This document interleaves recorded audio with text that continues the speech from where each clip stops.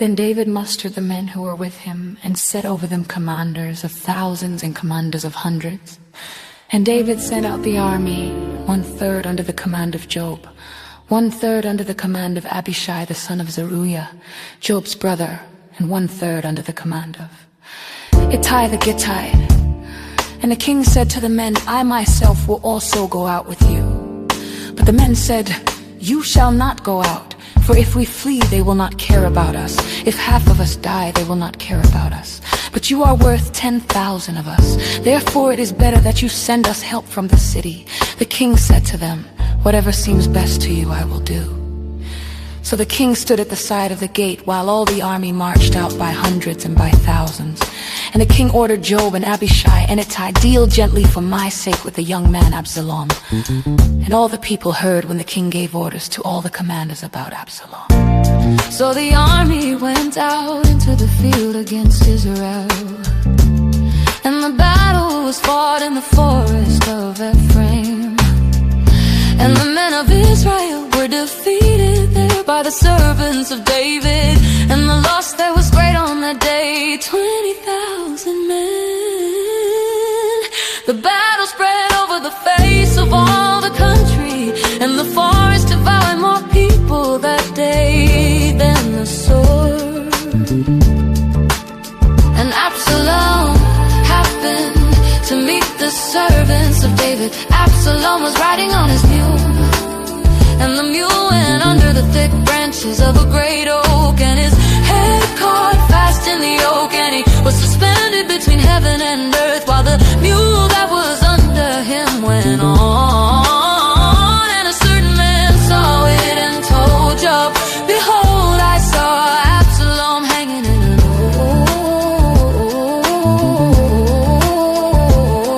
Joab said to the man who told him, What, you saw him? Why then did you not strike him there to the ground? I would have been glad to give you 10 pieces of silver and a belt.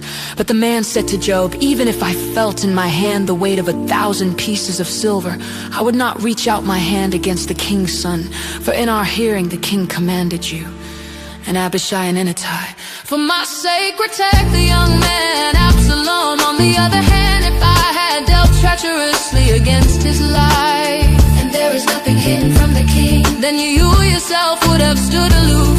Joab said, I will not waste time like this with you.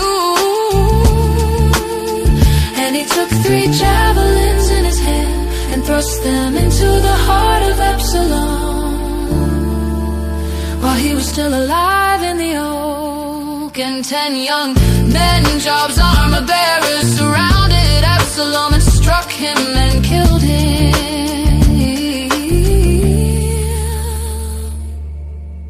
Then Joab blew the trumpet, and the troops came back from pursuing Israel. For Joab restrained them, and they took Absalom and threw him into a great pit in the forest, and raised over him a very great heap of stones. And all Israel fled, everyone to his own home. Now Absalom in his lifetime had taken and set up for himself the pillar that is in the king's valley. For he said, I have no son to keep my name in remembrance. He called the pillar after his own name, and it is called Absalom's monument to this day.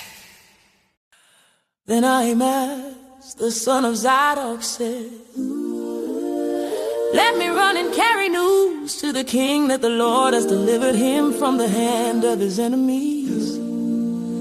And Joab said to him, You are not to carry news today. You may carry news another day, but today you shall carry no news, because the king's son is dead.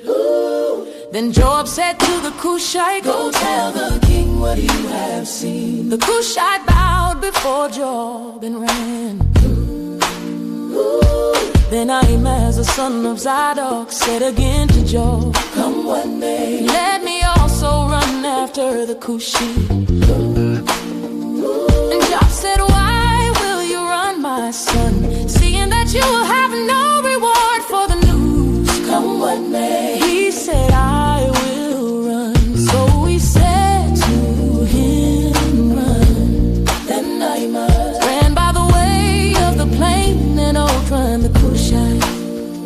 Now David was sitting between the 2 gates, and the watchman went up to the roof of the gate by the wall. And when he lifted up his eyes and looked, he saw a man running alone.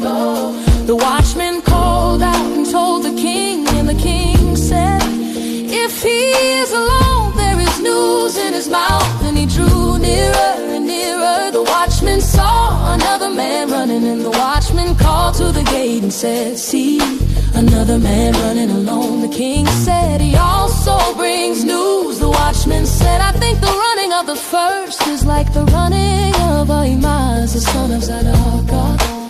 And the king said, he is a good man and comes with good news. Then 𝙂𝙤𝙙 cried out to the king, all is well. And he bowed before the king with his face to the earth and said, blessed be the Lord your God, who has delivered up the men who raised their hand against my lord the king. And the king said, is it well with the young man Absalom? 𝙂𝙤𝙙's answer, when Job sent the king's servant, your servant, I saw a great commotion, but I do not know what it was. And the king said, turn aside and stand here. So he turned aside and stood still. David's grief. And behold, the 𝙂𝙤𝙙 came, and the 𝙂𝙀 said, good news for my lord the king. for the Lord has delivered you this day from the hand of all who rose up against you. The king said to the 𝙂𝙙, the king said to the Cushite, is it well with the young man Absalom? And the Cushite answered, may the enemies of my lord the king and all who rise up against you for evil be like that young man. Ooh. And the king was deeply moved and went up to the chamber over the gate and wept. And as he went, he said, oh, my son Absalom, my son Absalom, would I had died instead of you, oh, Absalom, my son.